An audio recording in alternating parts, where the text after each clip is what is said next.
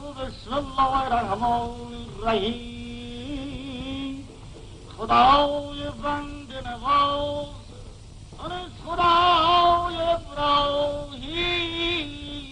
Les villes, comme les hommes, ont parfois une double vie. Ainsi, à Téhéran, capitale d'un pays en plein essor, les Iraniens ont gardé pieusement enfoui en eux le souvenir des traditions millénaires. Qui pourrait déceler dans cette foule anonyme les adeptes du Zourkhané? Et d'abord, qu'est-ce qu'un Zourkhané? Le professeur Corbin, éminent spécialiste de la Perse ancienne, répond. Le mot persan, Zourkhané, peut se traduire littéralement par gymnase sacré. Quand nous parlons des origines, hélas, il n'y a pas de texte qui permette de dire à un moment précis où serait éclos cette organisation. Mais il n'y a pas de doute que tous les traits que nous y relevons nous permettent d'en faire remonter l'origine bien au-delà de l'islam, bien au-delà de l'Iran pré-islamique. Certainement l'Iran sassanide et peut-être au-delà. Là, nous sommes dans la nuit des temps, trop peu de documents nous ont été conservés. Mais l'idée dominante, c'est celle du pape persan. Je crois que le meilleur mot pour traduire, c'est notre vieux mot médiéval, le preux, le chevalier du preux. Et c'est un sentiment qui domine toute l'éthique du vieil Iran. Les Grecs étaient déjà attentifs.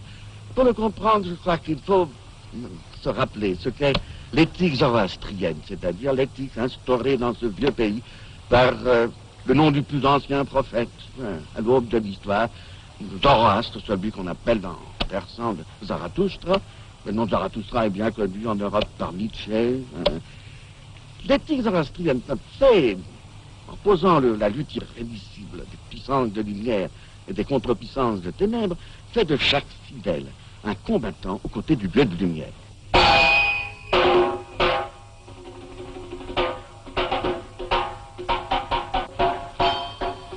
Il y a 13 siècles, les Arabes envahissaient l'Iran. Les Iraniens, dans des caves, clandestinement, s'entraînaient pour organiser la résistance. C'est là l'une des origines des mouvements que l'on pratique aujourd'hui encore dans les Zourkhanés.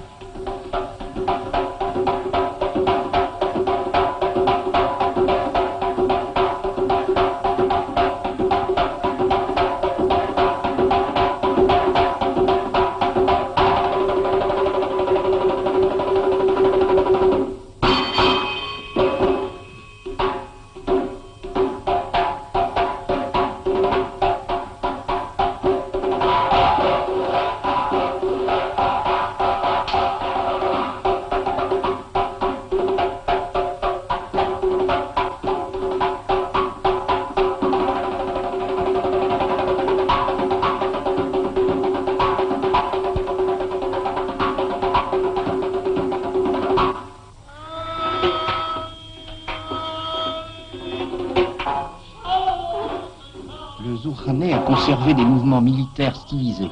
Regardez bien. Ceci, c'est la reptation.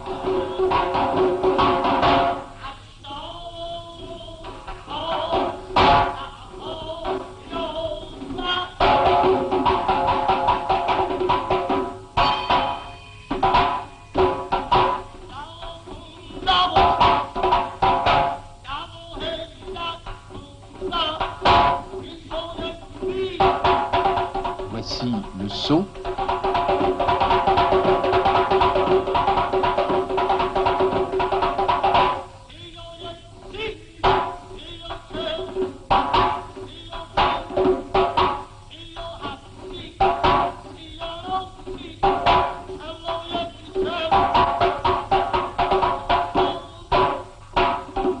La marche. Et la nage.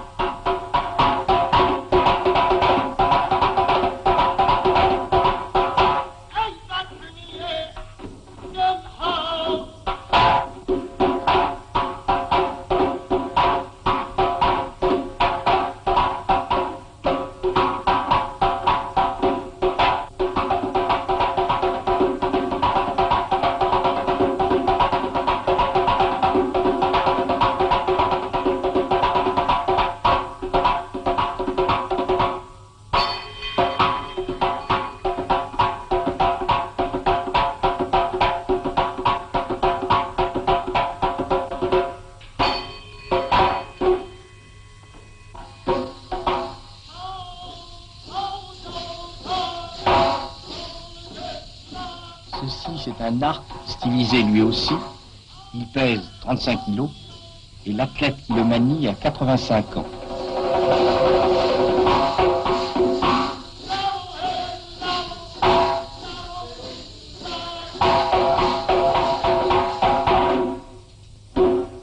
Mais le Pahlavan, le chef, doit faire encore mieux.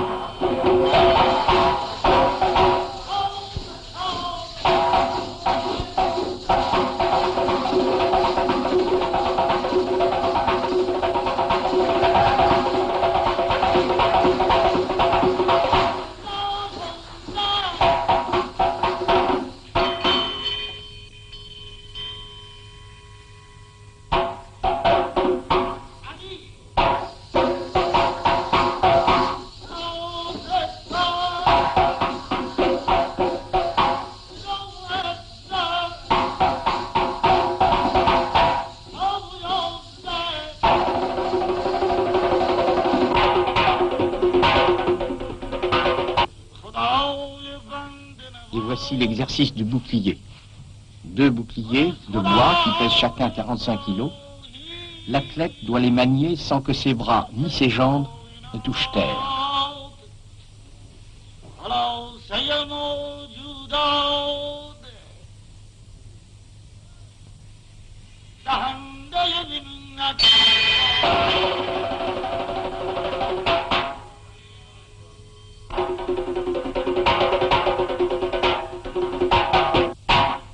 Mais toujours dans un zourkhané, le sacré est présent.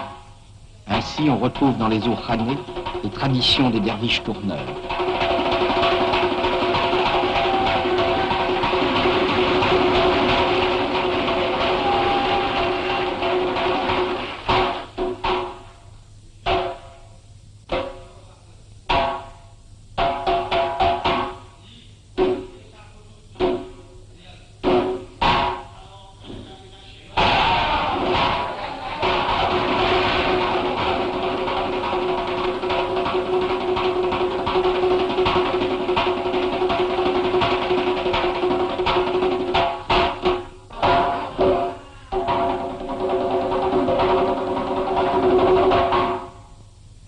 Ceci n'est qu'un jeu d'adresse.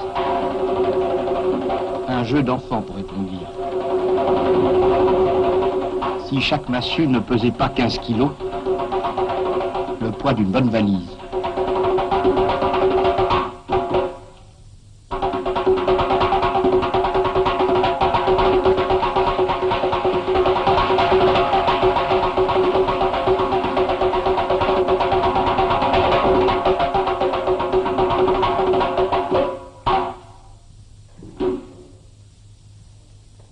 Le Pahlavan félicite ses hommes et les exhorte à continuer dans des exercices plus difficiles.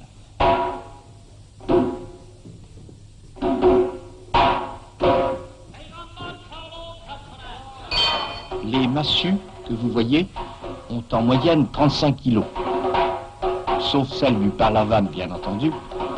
Elles sont plus lourdes, elles pèsent 45 kilos chacune.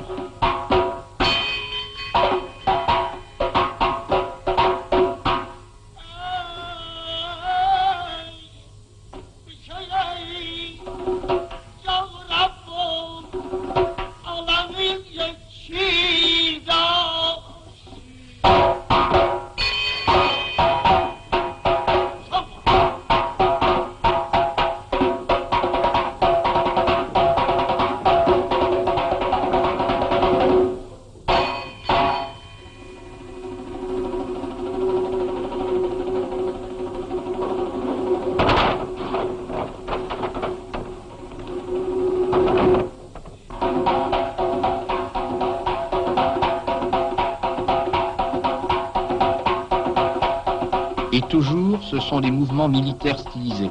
Vous reconnaissez là les mouvements du cavalier. Et voilà, l'exercice va se poursuivre inlassablement jusqu'à l'épuisement dans la moiteur du zourkhané.